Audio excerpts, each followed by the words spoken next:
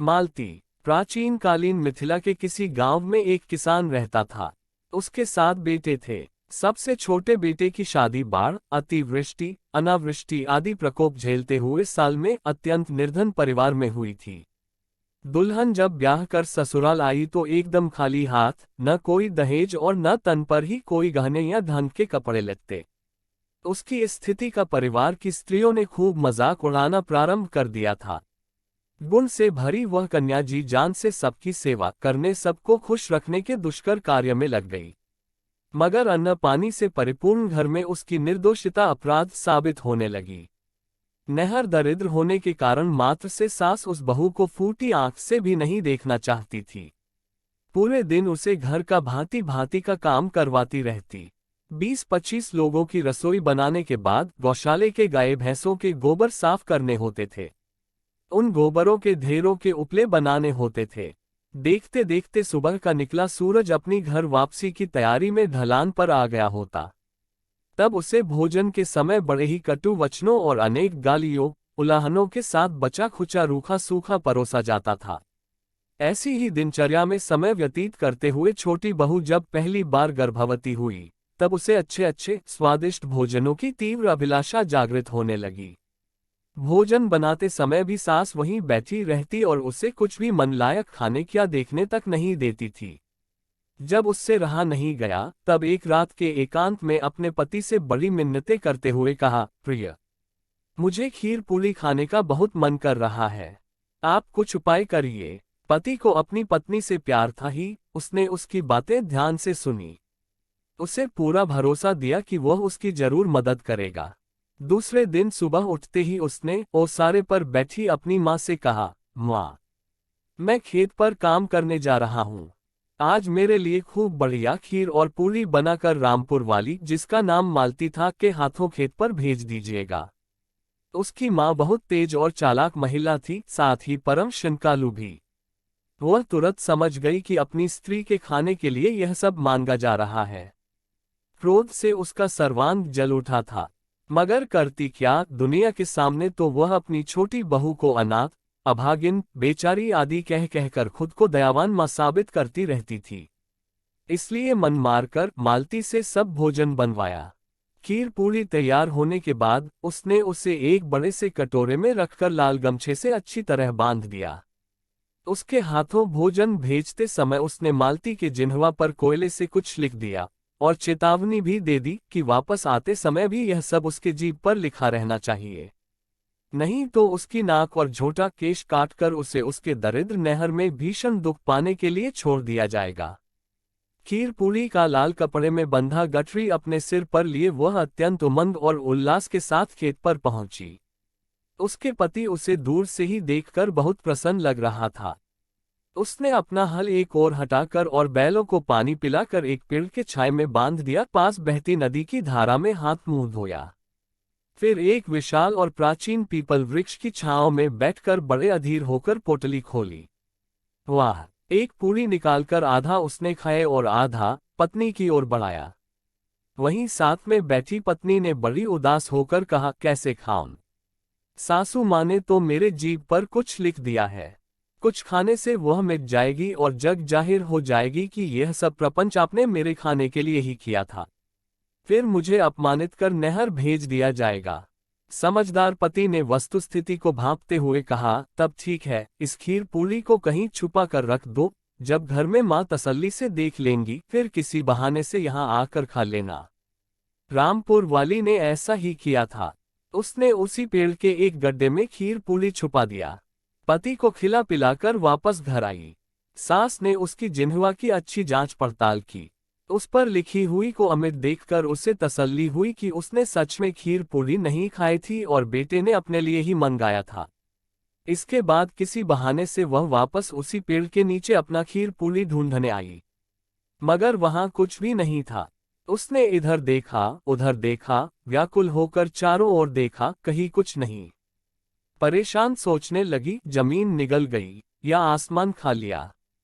उस वृक्ष के खोखल में एक नागिन रहती थी, वह भी उस समय गर्भवती थी। खीर पूरी की सुगंध पाकर उसकी भी अभिलाषा जागृत हो उठी और उसने वह सब बहुत तेजी से खा लिया था। इस सत्य से बेखबर रामपुर वाली को अपना अभिलाषित भोजन गायब हो जाने के कारण बहुत दुख हुआ। इतने प्रयत्न के बावजूद वह अपने मन का नहीं खा सकी थी। कुछ समय पश्चात नागिन के 2 बच्चे हुए।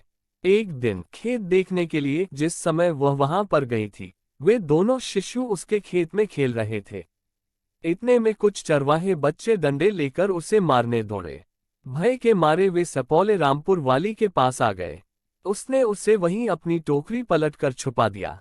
शरारती बच्चे जब उसके पास आकर सांप के बारे में पूछा तो वह भगवान को साक्षी मानकर साफ झूठ बोल गई कि इधर तो कोई सांप आया ही नहीं है। खतरा टलते ही दोनों सपोले वहां से जान बचाकर भागते अपने घर पहुंचे। अपनी मां से बाहर की सारी कहानी बताई कि कैसे एक महिला ने आज उन लोगों की जान बचाई थी। ज्ञानवान माता ने अपने दोनों बच्चों, जिनका नाम बाल और बसंत था, कहा उसे उस मानवी के उपकार का बदला अवश्य चुकानी चाहिए। दूसरे दिन फिर वे दोनों उस खेत में पहुंचे। रोज की भांति मालती भी वहीं अपनी फसल देखने आई थी। उसे देखकर दोनों बच्चे करीब आकर बड़ी विनम्रता से बोले, हम लोग परम पूज्य बासुकी नाग की संतान हैं। आपने कल उन दुष्ट चरवाहों से हमारी जान की रक्षा की थी, इसलिए हम आपको इसके बदले में कोई वरदान देना चाहते हैं। आप मांगिए। मालती को अपनी सास की कटु वचन, जिठानी, देवरानी, नंदों, टोल पड़ोस के ताने और बेइज्जती याद आने लगे।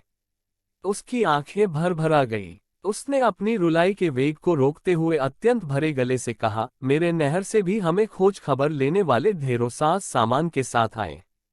नहर में सुख समृद्धि बढ़े, पिता भाई की आयु बढ़े, ससुराल में हमारा सम्मान बढ़े और मेरे पति एवं होने वाले बच्चों की आयु, यश, धन धान्य आदि बढ़े। इतनी सी बात अवश्य पूरी होगी आपकी मनोकामना। ऐसा कहकर वे दोनों वहां से प्रस्थान कर गए। दूसरे दिन सूर्योदय के तुरंत बाद ही मालती के ससुर के दरवाजे पर विविध प्रकार के सामान, कपड़े, गहने लिए 2 भाई पालकी से उतरे। सुबह सवेरे से ही गांव का माहौल चहल पहल से भरा होता है। इतने बड़े धनवान को देख टोल क्या गांव भर के लोग चकित रह गए। शायद रास्ता भटक गए हों। मालती के ससुराल वालों ने मन ही मन सोचा, मगर वे दोनों 4 कहारों वाली पालकी से उसी के दालान पर उतरे थे और साथ के बैलगाड़ी से सब सामान उतारकर उनके साथ वाले दरवाजे लगे आंगन में रखने लगे। दोनों तेजस्वी बालक ने आगे बढ़कर उन चकित बुजुर्ग लोगों से अपना परिचय देते हुए कहा, हम रामपुर से आए हैं। आपकी छोटी बहू मालती के भाई हैं। बहन मालती के ब्याह के बहुत बाद हमारा जन्म हुआ था। यहाँ से कोई संपर्क भी नहीं था, इसलिए आप लोग हमें पहचान नहीं पा रहे हैं। हम अपनी बहन को कुछ दिन के लिए अपने घर ले जाना चाह रहे हैं, आप अभी विदा कर देते तो अच्छा होता। नदी किनारे का हमारा गांव है, रात में हम जा नहीं सकेंगे। मालती का मन और उन दोनों भाइयों की असीम इच्छा के साथ ही इतने सामानों को देखकर उसे भाइयों के साथ नहर जाने की अनुमति दे दी गई। कुछ दूर जाने पर एक बहुत बड़ा सुरंग जैसा दिखाई दिया। उस सुरंग से बाहर निकलने के बाद एक सुंदर महल दिखाई दिया। अत्यंत वैभव और दास दासियों से परिपूर्ण उस राजमहल के बड़े कक्ष में 2 ऊंचे सिंहासन पर मनुष्य का रूप धारण किए बासुकी नाग और उनकी रानी साथ साथ बैठे हुए थे। वहां उपस्थित राजपरिवार, दास दासियां, सैनिक, अमात्य आदि सबने मिलकर उसका राजकुमारी की तरह सत्कार किया। एक असली राजकुमारी की भांति वह वहां अत्यंत सुखपूर्वक खुशी खुशी रहने लगी। कुछ दिनों बाद उसे नागलोक से वापस अपना ससुराल आना ही था। बड़े शान शौकत के साथ उसे भेजा गया था। उसे विदाई में फिर ढेर सारा सामान, बर्तन, कपड़े, पलंग आदि मिले थे। इधर उसके ससुराल में तो उसी दिन से सबके विचार बदल गए थे जिस दिन उसके दोनों धनी भाई उसे लेने आए थे। मन ही मन वे लोग अपने व्यवहार के कारण लज्जित भी महसूस करने लगे थे। सास ने देखा कि मालती का नहर तो अब बहुत धनी हो गया है। उसे पूछने वाले, खोज खबर लेने वाले भाई बंधु भी हैं। उस दिन से ससुराल में उसका मान सम्मान बढ़ गया और वह भी सभी अभिलाषाओं से परिपूर्ण एक सुखी जिंदगी बिताने लगी थी। दोस्तों, ये कहानी आपको अगर अच्छी लगी हो तो सब्सक्राइब और लाइक करना ना भूलें ताकि हम आपकी पसंदानुसार कहानियों को आप तक पहुंचा सके। कृपया अपने बहुमूल्य सुझाव हमें अवश्य कमेंट करें। धन्यवाद।